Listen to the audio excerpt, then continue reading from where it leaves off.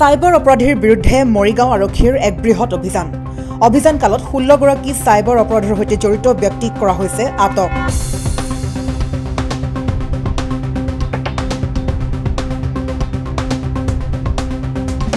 মৰিগাঁও আৰক্ষীৰ অপৰাধ শাখাই নিশা মৈৰাবাৰী আৰু লাহৰীঘাটৰ বিভিন্ন স্থানত অভিযান চলাইছিল আৰু বিশেষকৈ এক্সিছ বেংক মৰিগাঁও শাখাৰ কৰ্তৃপক্ষই দিয়া অভিযোগৰ ভিত্তিত মৰিগাঁও আৰক্ষীৰ অপৰাধ শাখাই চলাইছিল এই বৃহৎ অভিযান।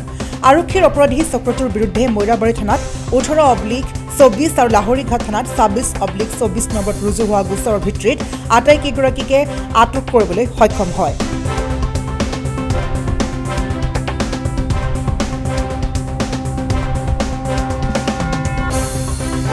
সাইবাৰ অপৰাধী চক্ৰটোৱে বিভিন্ন ব্যক্তিৰ নামত তেওঁলোকৰ অজ্ঞাতে ভুৱা আধাৰ কাৰ্ড আৰু পেন কাৰ্ড উলিয়াই বিভিন্ন বিত্তীয় প্ৰতিষ্ঠানৰ পৰা ঋণ লৈ চলাই আহিছিল লুণ্ঠন। আৰু বৰ্তমান সময়লৈকে মৰিগাঁও আৰক্ষীয়ে প্ৰায় 156 গৰাকী সাইবাৰ অপৰাধীক আটক কৰিবলৈ সক্ষম হৈছে।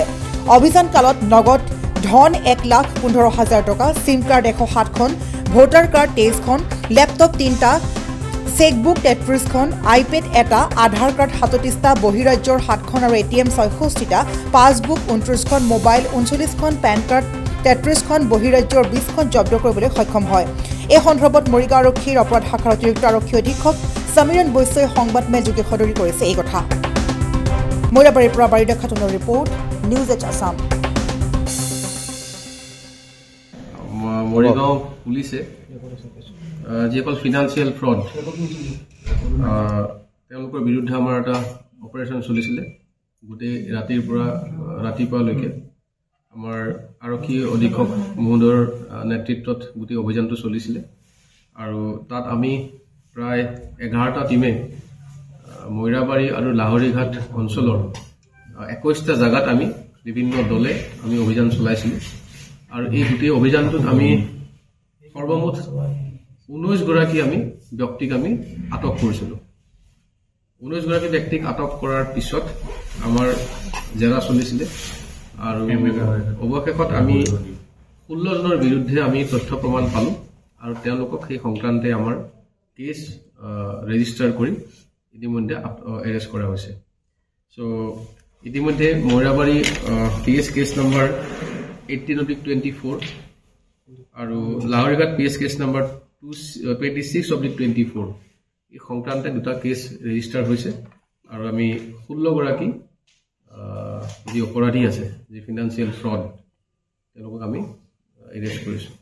আৰু বাকী যি 3 গৰাকী আছিলে তেওঁলোকক আমি সোধপোছ কৰি আছোঁ। যদি আমি পাওঁ ইন ফিউচাৰ তেওঁলোকৰ বিৰুদ্ধে একশ্যন লোৱা হ'ব। এতিয়া গোটেই কথাটো আহিলে এনেকুৱা যে সকলোৱে জানে যে মৰিগাঁৱৰ এইবিলাক এৰিয়াত আজি কেইবা মাহ ধৰি এনেকুৱা ধৰণৰ অপৰাধ কৰি আহিছিলে, এইবিলাক যিসকলে পেন কাৰ্ড আধাৰ কাৰ্ড বনাই পেলাই। চ' এইবাৰ এটা নতুন আমি তথ্য উদ্ঘাটন কৰিলোঁ যে এক্সিছ বেংকৰ পৰা আমালৈ এটা খবৰ আহিল। এক্সিছ বেংকৰ ছিনিয়ৰ অফিচাৰসকল আহিল আৰু তেওঁলোকে এটা কমপ্লেইন দিলে যে তেওঁলোকৰ বেংকত প্ৰায় সৰ্বমুঠ 10 কোটি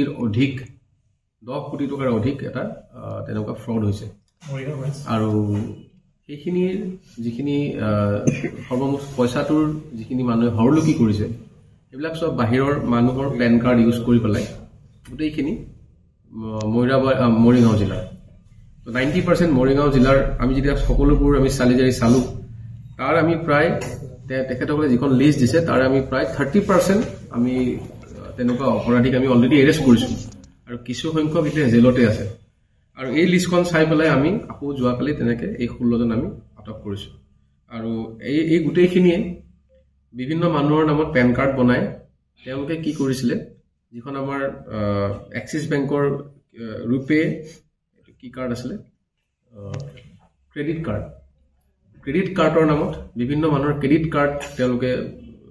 ইউজ কৰি পেলাই 2 লাখ 2.5 লাখ টকালৈকে তেওঁলোকে তেনেকৈ হৰলুকি কৰিছিলে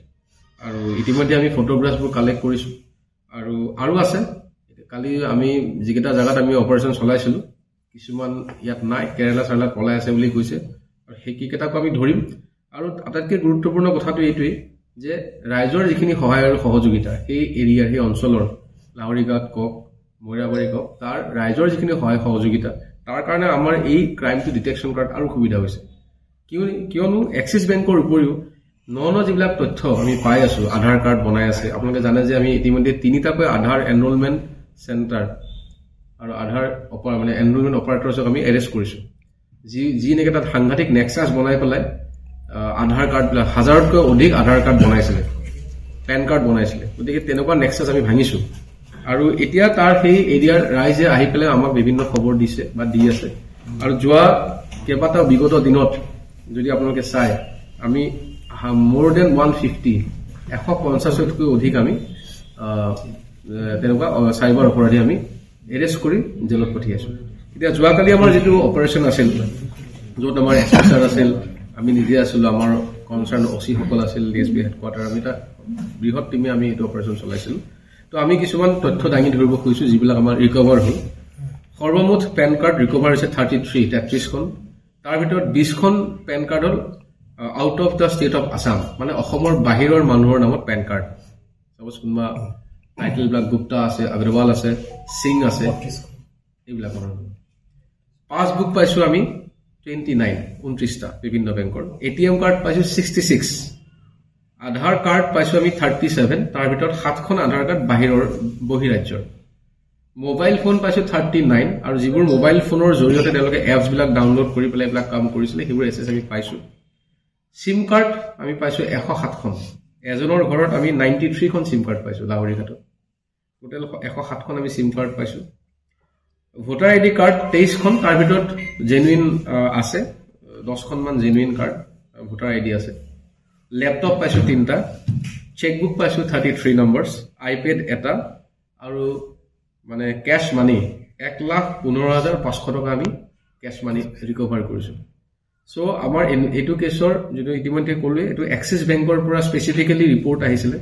ইতিমধ্যে এক্সিছ বেংকৰ অফিচিয়েলস আছে আমাৰ সৈতে আমি তেওঁলোকৰ পৰা আকৌ তথ্য আমি লম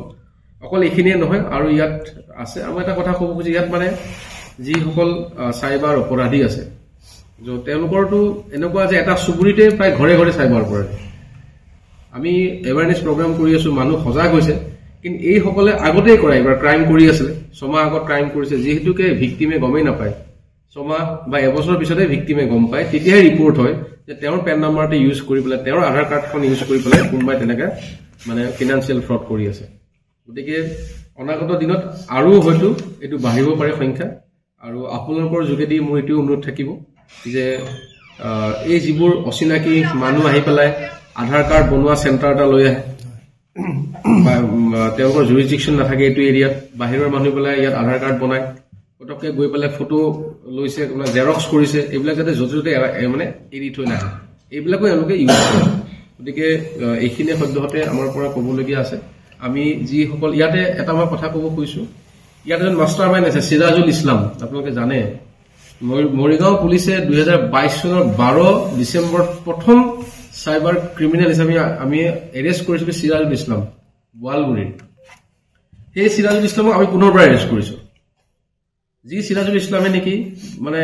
বিভিন্ন মানুহৰ নামত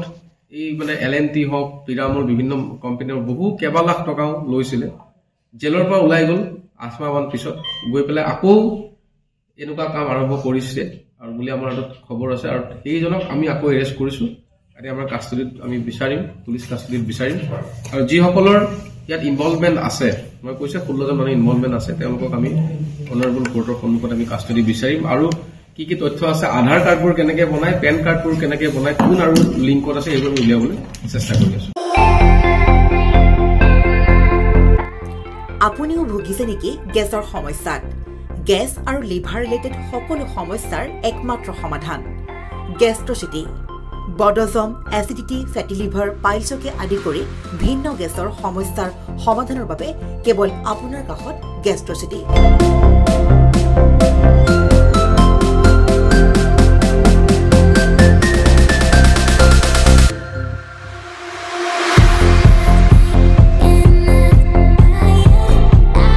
ভিজিট কৰক গেষ্ট্ৰচিটি গুৱাহাটী হাতীগাঁও চাৰিআলি যোগাযোগ নম্বৰ 7577999909